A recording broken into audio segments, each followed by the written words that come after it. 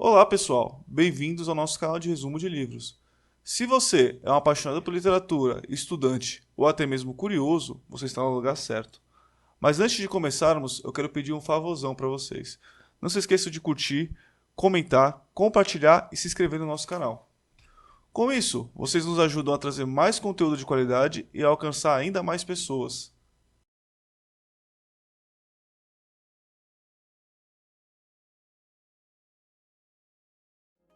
A introdução de O Príncipe tem uma grande importância, pois ela estabelece o contexto histórico e político em que o livro foi escrito, além de apresentar o autor e a obra em si. Maquiavel nasceu em 1469 na Itália, porém, somente em meados do século XVI sua figura se tornou relevante. Um período marcado por intensas disputas políticas e militares entre as cidades-estado italianas, além de constantes interferências de potências estrangeiras como a França, Espanha e o Império Otomano. Foi nesse cenário de instabilidade e incertezas que Maquiavel desenvolveu suas ideias sobre política e governança.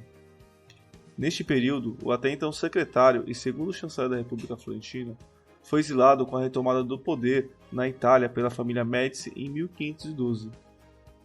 E foi neste momento em que ele escreveu O Príncipe, um manual de manutenção do poder e uma releitura da obra A Arte da Guerra de Sun Tzu. É necessário destacar que o livro é fundamental para entender as ideias de Maquiavel, que são por muitas vezes interpretadas de maneira equivocada ou simplista.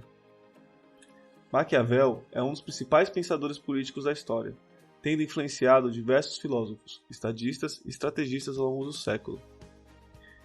E embora tenha sido escrito há mais de 500 anos, O Príncipe continua a ser discutido e aplicado em diversos contextos, desde gestão em empresas até relações internacionais. Na primeira parte do livro, Maquiavel apresenta a definição do príncipe e quais são as características que ele deve ter para ser bem-sucedido no governo de um Estado. Para Maquiavel, o príncipe é uma figura de linguagem para o governante que detém o poder de forma absoluta e soberana, não estando subordinado a nenhum outro poder. Para ele pode ser um monarca, um ditador ou qualquer outro tipo de governante que tenha autoridade máxima sobre o seu território. Para ser um bom príncipe, é necessário ter algumas qualidades essenciais. Dentre estas, destaca que um príncipe deve ser corajoso, astuto, inteligente, determinado, impiedoso quando necessário e ter um conhecimento profundo sobre as artes da guerra e da política. Ele também deve ser capaz de manter a ordem e a estabilidade em seu estado, garantindo a segurança e o bem-estar de seus súditos, bem como de principais mais fracos, visando proteger o seu território principal. O ponto importante da primeira parte do livro é a ideia de que um príncipe seja amado por seus súditos, mas principalmente deve ser temido por eles, de forma que sua autoridade e seu título não sejam subestimados ou desrespeitados por qualquer inimigo, seja interno ou externo. Para ele, a principal missão de um príncipe é manter o poder e a segurança do Estado, e isso só é possível se ele for respeitado e temido. Em resumo, a primeira parte do livro apresenta a figura do príncipe como um governante que detém o poder absoluto e soberano sobre o Estado, além de destacar as qualidades que ele deve ter para ser bem-sucedido em seu governo. Na segunda parte de O Príncipe, Maquiavel aborda como um príncipe deve agir em relação à sua figura para manter o poder e governar de forma efetiva. Uma das ideias mais importantes dessa parte é a necessidade de manter a virtude, que ao contrário do que se pensa, não tem significado de virtude, e sim a habilidade, força e a determinação para tomar decisões difíceis e enfrentar os desafios que surgem no governo de um Estado. Maquiavel acredita que o príncipe deve estar sempre preparado para agir de forma rápida e assertiva, sem se deixar levar pela indecisão ou pela hesitação, com o objetivo de sempre manter a harmonia em seu reinado. Além disso, Maquiavel destaca que um príncipe deve ser capaz de lidar com a fortuna, o que pode ser considerado para um entendimento mais didático como a boa e a má sorte, ou seja, as circunstâncias externas boas ou ruins que afetam o seu governo. Por fim, Maquiavel também enfatiza a importância de manter a aparência e a reputação. Para ele, o príncipe deve se preocupar com a forma como é visto pelos outros e deve evitar parecer fraco, inseguro ou indeciso. Além desses aspectos, o príncipe também deve se preocupar em não ofender seu povo, pois seu povo é essencial para promover a segurança e a estabilidade do reino. Em resumo, a segunda parte de O Príncipe apresenta estratégias que um príncipe deve adotar para manter o seu poder e governar de forma efetiva, incluindo a necessidade de manter a virtude, lidar com a fortuna, ser temido, amado, manter a aparência e a reputação. Na terceira e última parte, Maquiavel discute questões práticas relacionadas à política, como as formas de conquistar e manter um Estado, como lidar com diversas classes sociais e como fazer alianças com outros Estados. Defende que o príncipe deve buscar o equilíbrio entre as classes, evitando que uma delas se torne poderosa demais e possa ameaçar o seu governo. Enfatiza a importância de manter boas relações com o clero e destaca a importância de conquistar o apoio do povo e dos nobres, bem como de estabelecer alianças com outros estados e evitar a criação de inimigos poderosos.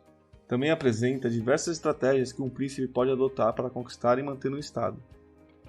Salienta a extrema importância de manter um exército próprio, forte e bem treinado, capaz de conquistar sociedades inimigas e defender o estado em caso de necessidade.